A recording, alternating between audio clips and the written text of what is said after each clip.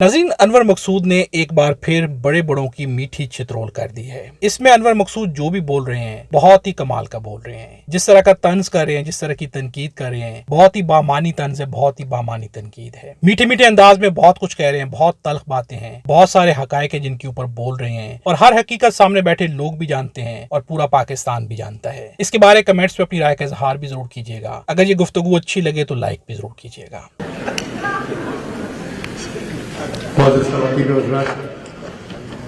मुनीर साहब का दावतनामा रावलपिंडी के बजाय टोरंटो से आया।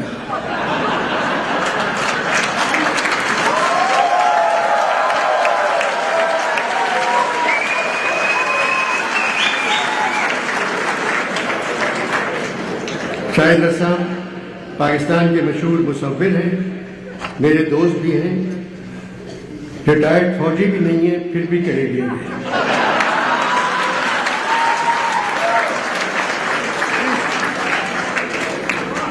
कहने लगे मुनीर ने आपको टोरंटो आने की दावत दी।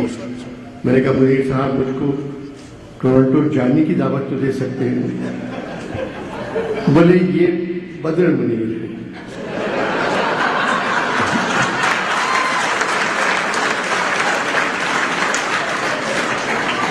सहाफ़ी हैं, सहाफ़त छोड़ के दूसरे बेहतर काम कर रहे हैं। मैंने हामी भर ली। मेरी तबीयत उस वक्त ठीक थी। रवानगी से 2 दिन पहले मेरी तबीयत खराब हो गई। डॉक्टर अदीब रिजवी मेरे डॉक्टर हैं, कहने लगे तुम लाहौर भी नहीं जा सकते, टोरंटो कैसे जाओगे? डॉक्टर साहब वादा कर लिया जाना तो पड़ेगा।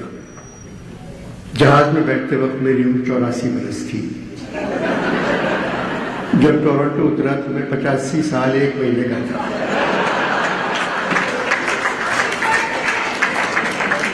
बदर साहब अच्छे इंसान हैं। उन्होंने मेरे बेटे बिलाल की तरह मेरा ख्याल किया।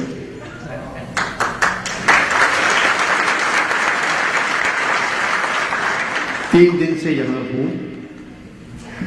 खुदा की कसम खा के कहता हूं, सिवाय पाकिस्तानियों के अलावा किसी गोरी की शक्ल नहीं देखी।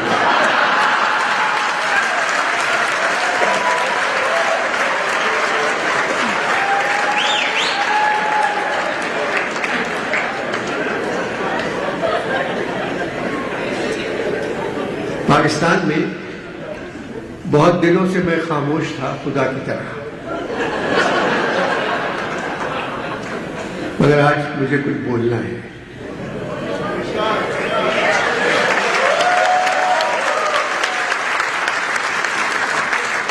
पाकिस्तान की तारीफ करना है और गुजरी हुई हुकूमत की भी तारीफ करना है,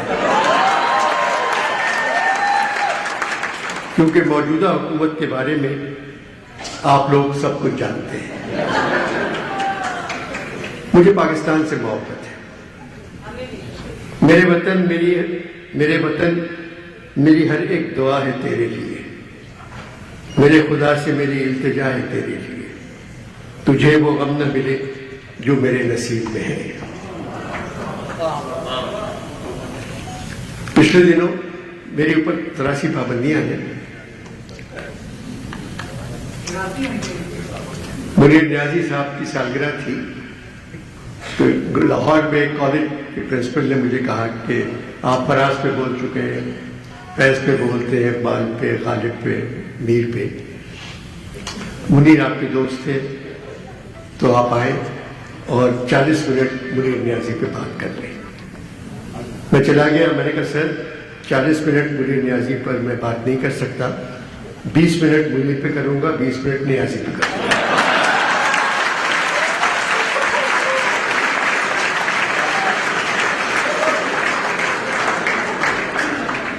कहने लगे ये तो आपने गवर्नमेंट से लदा हुआ जवाब दिया है।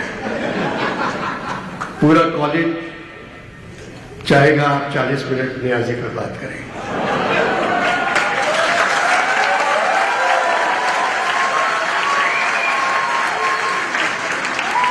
कॉलेज सरकारी है, मैं मुश्किल में आ जाऊंगा। आप ना मुनीर पर बात करें ना न्याजी पर। आप इकबाल पे बात करते हैं। परसों इकबाल की बरसी है और बीच में अशार आप मुनीर के सुनाते थे। मैंने कहा आप सुनेंगे? मैं क्या अशार सुनाऊंगा? बोले जी फरमाइए। दौरे इंसाफ आ रहा है मुनीर, जुल्म दायम सदा नहीं रहता।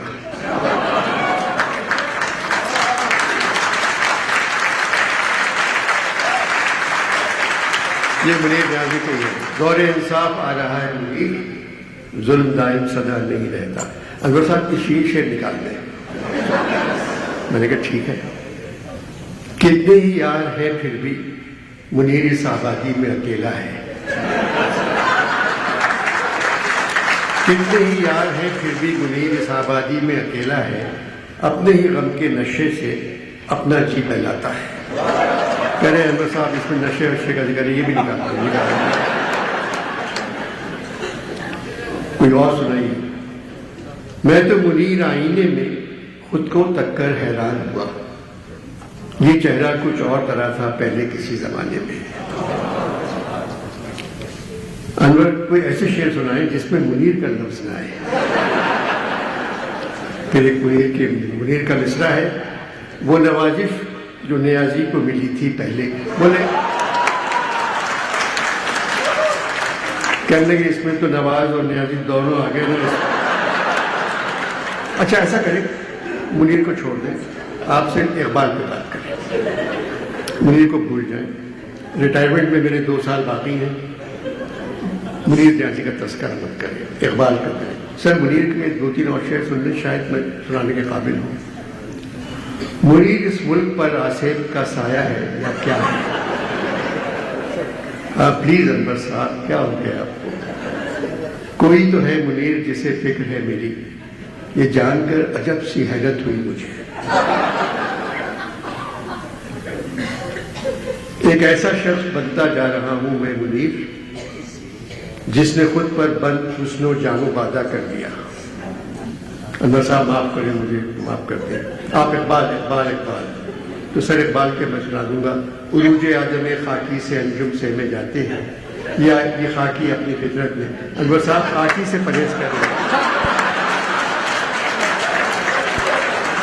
आप।